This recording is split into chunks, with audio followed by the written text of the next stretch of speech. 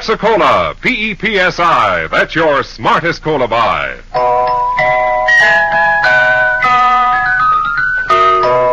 Pepsi-Cola presents Counterspy.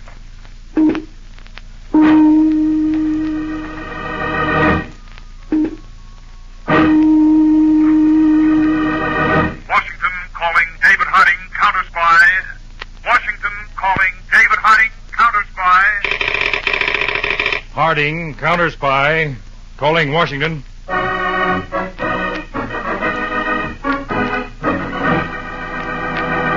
United States Counterspies, especially appointed to investigate and combat the enemies of our country, both at home and abroad.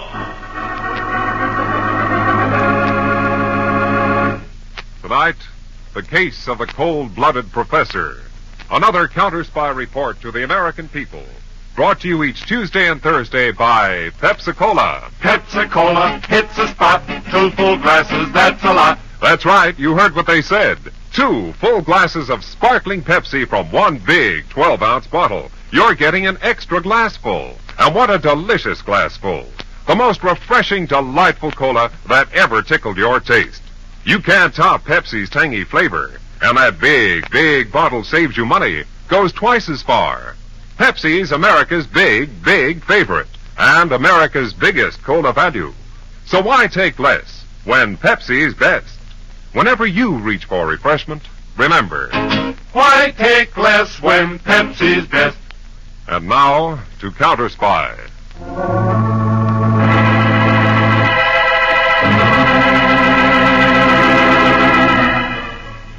The sun was just fading, and the shadows were disappearing along a country road about 100 miles west of Chicago, on the outskirts of a certain college town, Lipton, Illinois. A large black sedan, moving slowly, came to a full stop, and the driver spoke to a farmer beside the road. Say, I wonder if you can tell me that house up on the hill there, for rent? Oh, no, that's the professor's. Oh, Professor who? Horn, Professor Horn. He teach at the college here? No, everybody says he's a genius. Writes big articles for scientific papers. Inventor, too. How long has he lived there? Oh, about 5 years. Nice feller when he comes to town. Nice smile. Folks like him. He have many visitors?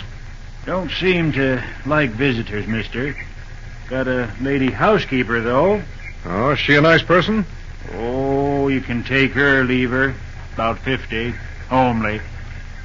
Good, I guess, but homely. How old is Professor Horn? Oh, pressing 57 hard, maybe. Say, you want to know an awful lot, mister. Going up there? I might. Thanks for the information. Goodbye.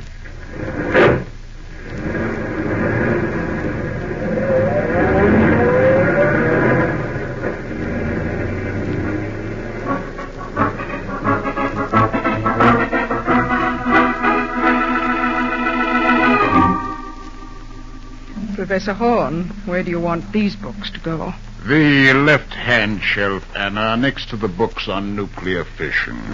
Must say I'd be glad to see a plain, ordinary novel in this library for once. My dear, the only books worth reading are scientific, factual works. Look at these. The Anatomy of Toxicology. Treatise on Molecular Growth and Decay.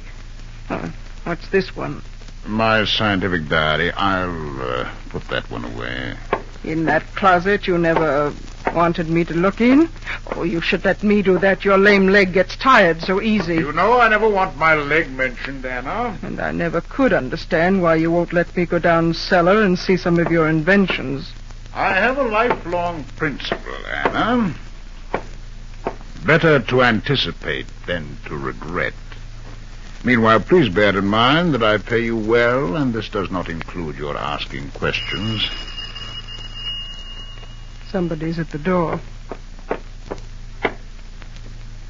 There's a black sedan in the driveway. Go see who it is, but don't bring anyone in unless absolutely necessary. I won't, Professor. Close that door, Anna. Of course.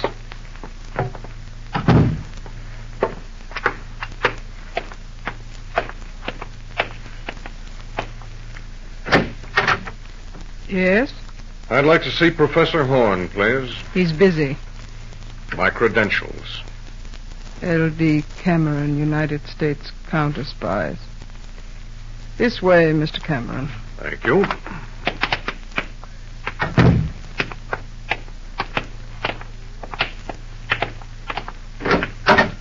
Professor Horn, Mr. Cameron of the Counterspies. Thank you, Anna. That will be all.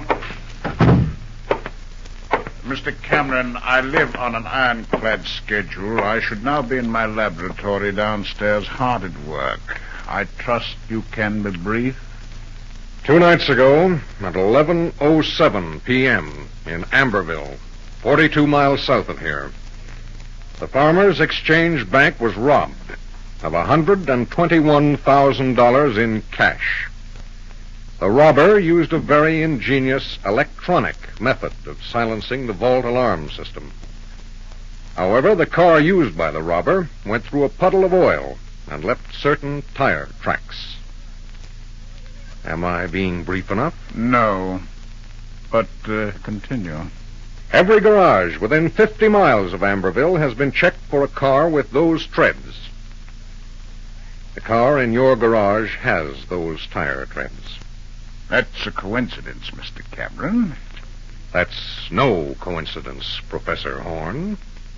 I'm placing you under arrest on suspicion of robbing the Amberville Bank. Well, this is upsetting, Mr. Cameron. Leave that drawer alone. Put your hands in the air. I said put your hands in the air. As you say.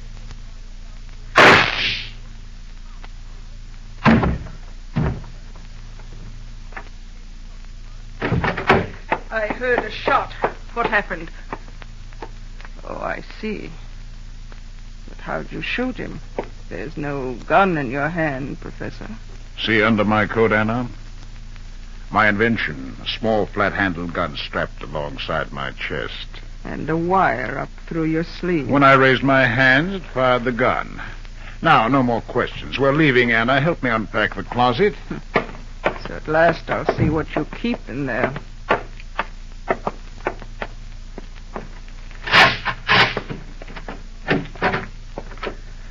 Money. Stacks of money. You will pack this money into those 2 suitcases, Anna. All right. How about these 2 small packages? I don't touch them. What? I'm never going to be captured alive, Anna. There's enough explosive in this package to kill me and anyone else around. And this is a bottle of vitriolic powder to throw into police officers' faces in close quarters.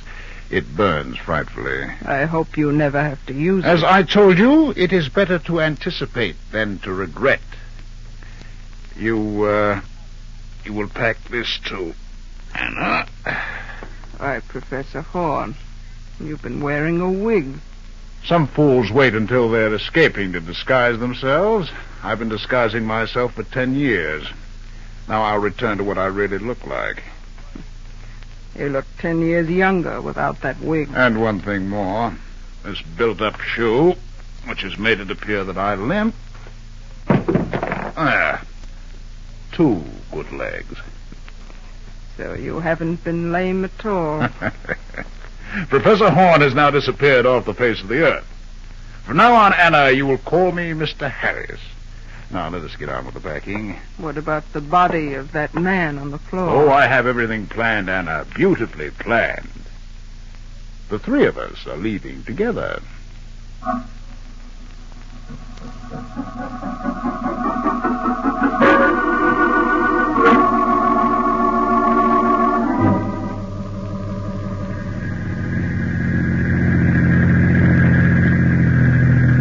We've been driving some time, Anna. You're getting hungry? Yes, Professor Mr. Harris. Here, I have some candy bars in my pocket. Take one. Thank you. Mr. Harris, do you know where this side road goes? Yes, through the most deserted portion of the state. Even so, Cameron's body may be found over there in the bog. Oh, not for weeks. If then. You think the car's safe? I'll get rid of it as soon as I've hidden my money and securities in these hills against the future. What will we live on meanwhile? Anna, I can get all the money I want any time. You forget my constant studies of crime techniques, of scientific methods, even of murder, by accident, by weapons, and by poison. Wasn't the candy bar good, Anna? I can't see you. You poisoned me. Of course, Anna. You're the only person in the world who knows what I really look like. How could you expect to go on living?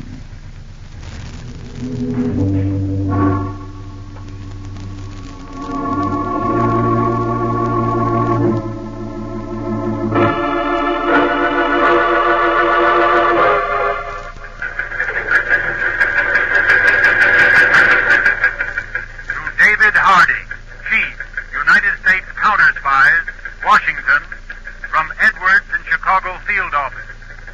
Counterspy L.D. Cameron vanished while investigating Amberville bank robbery.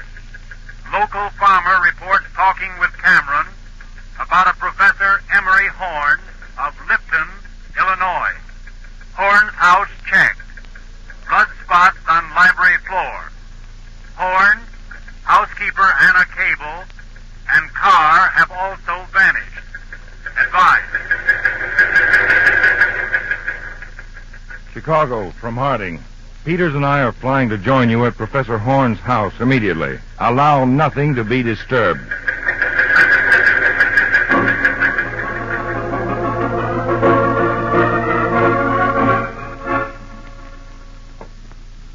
Peters, one of the strangest houses I've ever been in. Yes. And people in the town say it's haunted, Mr. Harding. It is, Edwards, with the invisible presence of a fantastically clever man. In the entire house, not one fingerprint, except of the woman. Several tradespeople in the town say Horn always wore gloves. Always? Horn spread the story that he once burned his hands very badly in an experiment. It might be true, Peters. Again, it might not. You saw his laboratory in the cellar. Yeah. And look at these books. Chemurgy and Practical Applications. Calculus and the Theory of Relativity. Works on atomic energy, chemistry, poisons, explosives. Takes an extraordinary man to absorb all that, Dave. Horn's obviously extraordinary. And a genius at covering up. We know one of our own men was murdered here, and there's not a clue. Not even one piece of handwriting. Well, this man may strike again soon. Edwards. Yeah. Instruct every counterspy field office throughout the country to report immediately all crimes committed for gain, except where the criminal is definitely known. Yes, sir. Well, I'm leaving for a while. What are you up to, Dave? Somewhere there's a clue to this man. I want to flounder around a little by myself. See what I can turn up.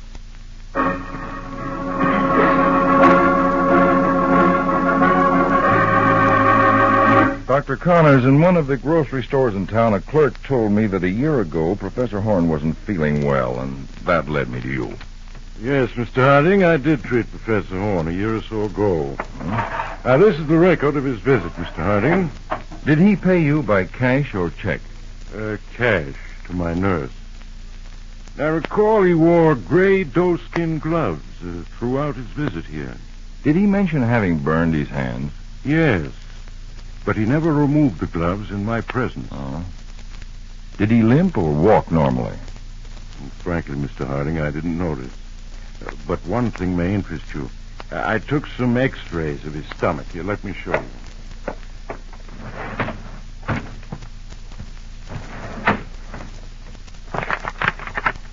These three show all that's important. These small, darker patches. Ulcers? Peptic ulcers. A severe case, Mr. Harding.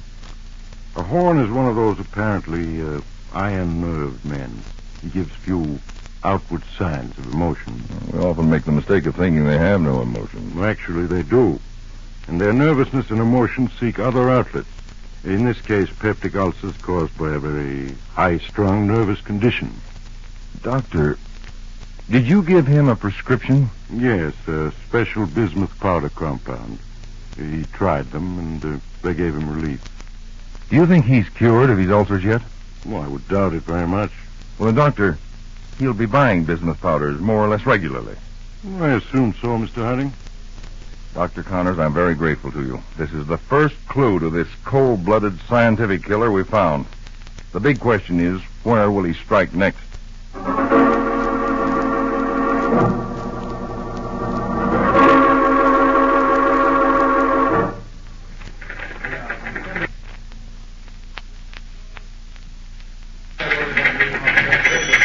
Miss Lawrence, file these chemical orders, please. But, Mr. Johnson, I never handle these local Denver orders. Miss Lawrence, we must... Oh! Well, what is it? What's the matter with all of you? Good day, everybody. Why stop working? Don't point those guns at us. Are you the boss here?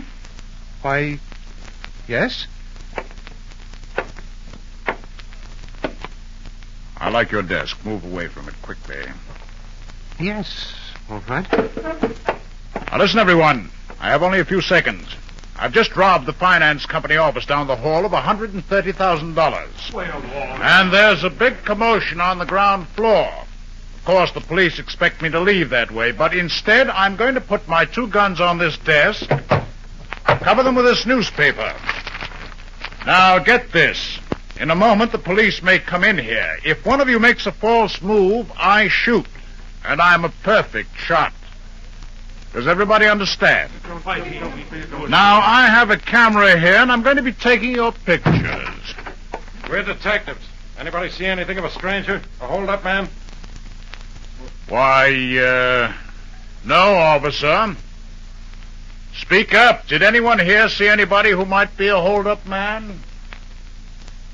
Place down the hall was stuck up. He got away. I hope you catch him, Lieutenant, but just a moment. I'm taking some pictures for our sales convention. Would you mind standing there just a second, please? Don't be a fool. No. Keep the gun in your hand. Kind of nonsense. Thank you, Lieutenant. If anybody sees any suspicious-looking stranger, tell the officers who posted in the hall. Yes, we certainly will. Okay. I owe you all my thanks. You behaved very well. Why don't you leave us alone? Why, young lady, I couldn't think of it yet. Stand over here, will you? Oh. I want a photograph of you. Me? That's good. Yes, you are pretty. Smile, can't you? I can't. Oh, come now. I want a picture of that sincere, honest face. So different from your employer's. What do you mean? I noticed the chemical ingredients in that container on the shelf. Acetylphenium, 2% elixir of dichlorosulfate, and trichnoberborate and colloidal suspension. An entirely ineffective combination, my dear fellow. Now, my dear, let's smile. Come. A lovely girl like you can always smile. That's it. Hold it. Thank you. And now, everybody, I'm going out of that door. My guns are in my pockets. Remember, I have photographs of all of you. If any one of you talks to the police, I'll come back and shoot. All clear? Good day. And goodbye to you, my dear.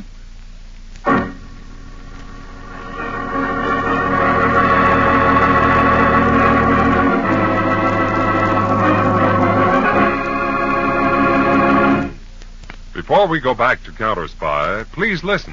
Pepsi-Cola hits a spot. 2 full glasses, that's a lot. Lots more value, lots more zest. Why take less when Pepsi's best? More and more, among fellows and girls, among mothers and dads, you hear that sane and sensible question, why take less when Pepsi's best? No budget, no allowance ever had a better friend than tangy, sparkling Pepsi-Cola. Because one big 12-ounce Pepsi bottle gives you 2 delicious drinks. That's twice as much tangy taste, twice as much delicious Pepsi to go just twice as far. That's why more and more families say, why take less when Pepsi's best? Yes, families like yours and mine. Families all over America. They're all saying, why take less when Pepsi's best? Pepsi-Cola so delicious, and each bottle makes 2 drinks. It is certainly the cola for the purchaser who thinks everybody's drinking Pepsi. Just compare it with the rest. So much more and so much finer. Why take less when Pepsi's best? Today, tomorrow, always. Get America's biggest cola value. Take home a carton of 6 big Pepsi bottles. Insist on Pepsi at the store. And say Pepsi at the fountain. Say Pepsi at the stand. Say Pepsi. Whenever you reach for refreshment, remember, why take less when Pepsi's best? And now, back to Counterspy.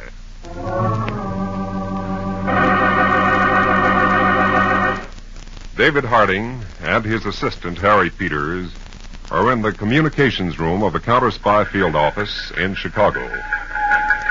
Dave, from this report of that big robbery in Denver yesterday, I have a hunch it was Professor Horn. So have I, Peters.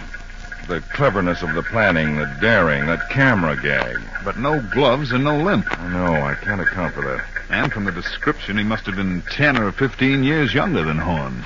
Yes, but it's the tricky method of committing the crime that strikes me hardest. What's our move? We'll send out this new description of him to all police and Counterspy field officers. Also, a description to all druggists in Colorado. Instruct them to watch for a stranger who may come in and order a bismuth powder compound. A man similar to this new description. Edwards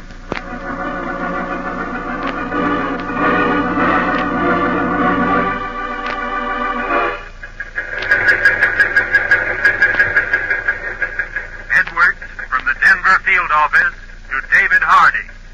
Denver druggist reports that a man answering description of Professor Horn came in to have a bismuth powder compound prescription filled. The druggist expects the man to return in 2 hours for the prescription.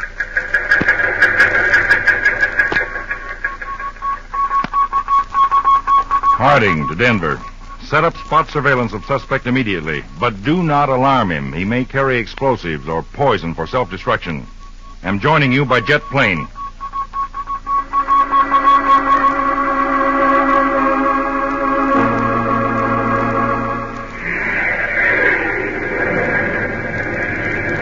Hardly any noise, Dave. Jet planes for me from now on. Yes, remind me to ask for a jet-propelled transport model on the next budget.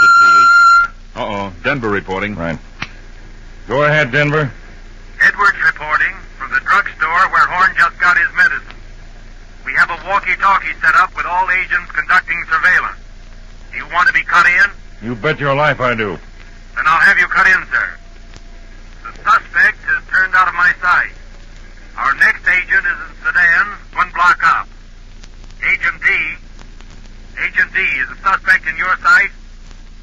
Suspect is walking down the other side of the street from me, taking his time. He's walking fast now. Heading straight up the street. Edwards should be near him now in a taxi cab. How about it, Edwards? Come in, Edwards. Edwards reporting again, Mr. Harding. I'm now in a taxi, cruising about 100 feet behind Horn, who's walking faster now. Maybe for the bus station on the corner. Uh-oh. What is it? A very pretty girl out of the crowd to meet him. He kisses her. Now they're heading for one of the buses. Edwards, order one of our agents to drive ahead and get on the bus. We'll be with you in Denver in another hour.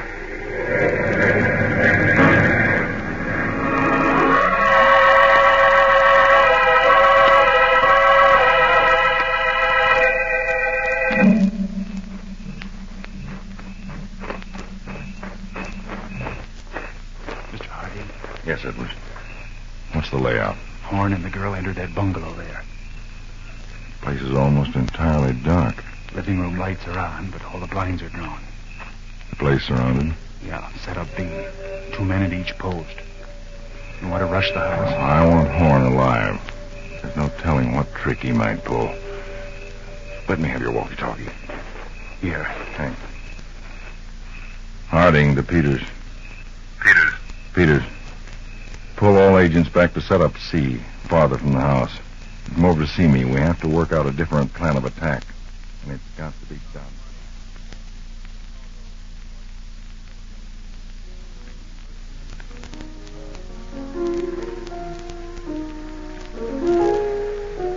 Emery, you play beautifully.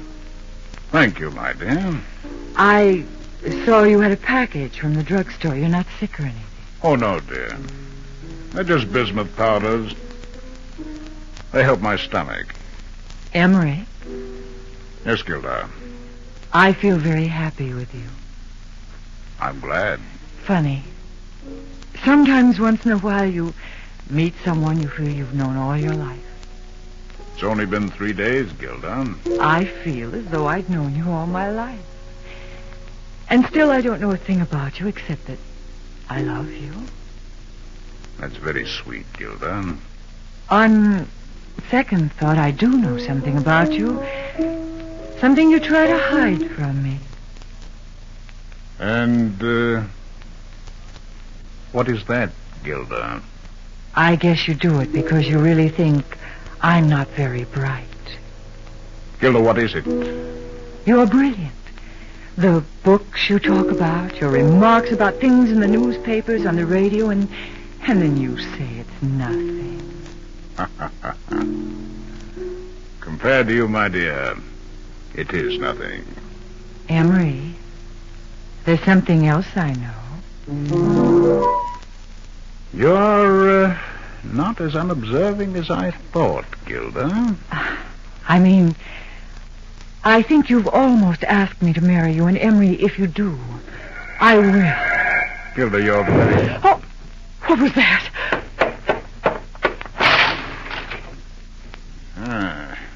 Car crashed into the lamppost right in front of the house. Oh, no. Man seems to have been thrown from it. No. He was hit by the car. The car's racing away down the street. Those hit-and-run drivers. We've got to help him.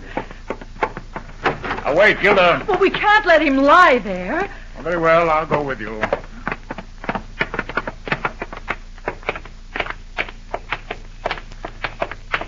Oh, he's badly hurt. His face is all bloody. Let's move him up on the lawn. No, Gilda. You must never move an injured person. Poor man, all that blood. Let me have a closer look. Bones broken? No. Shock, probably very serious. Oh, no. Head contusions and a brace. Well, that's funny. Oh, what is it, Emery? If I could just see better in this light. See what, Horn? What are you... There's a trick. That's right. Who are you? What are you doing? What's that?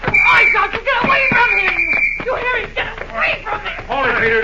While I get the handcuffs on him. I've got him, Dave. Keep that wildcat off my back. Let me go. You let me go. All right, young woman. We're United States counterspies. Counterspy? You'd better be glad this happened. In another week, you'd have been as dead as Anna Cable, this man's housekeeper, and counterspy agent Cameron. I can't believe it. You were right, Dave. Here's the vial on him, and I'm betting it's explosive. All right, Harding. I don't know how you found me, but you'll never keep me. Until you go to the death house, I'll see that you're kept in the safest penitentiary in the country, Horn. Come on, get going.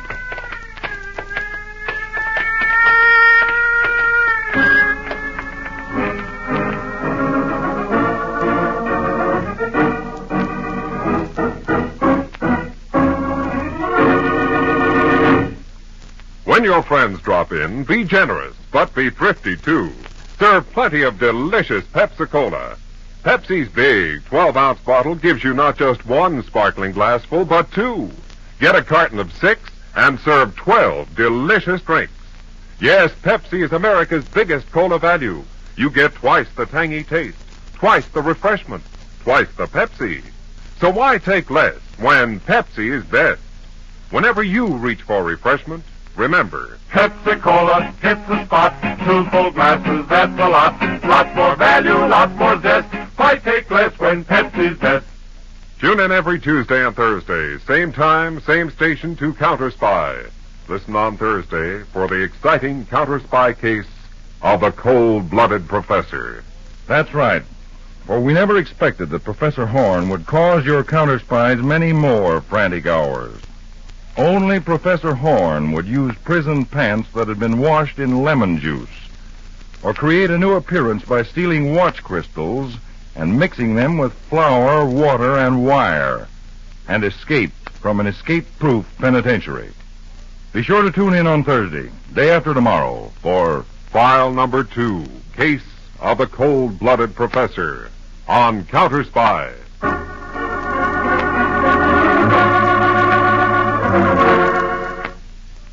Tonight's Counterspy program originated in New York and featured Don McLaughlin and Mandel Kramer with music by Jesse Crawford. Counterspy is a Phillips H. Lord production for Pepsi-Cola.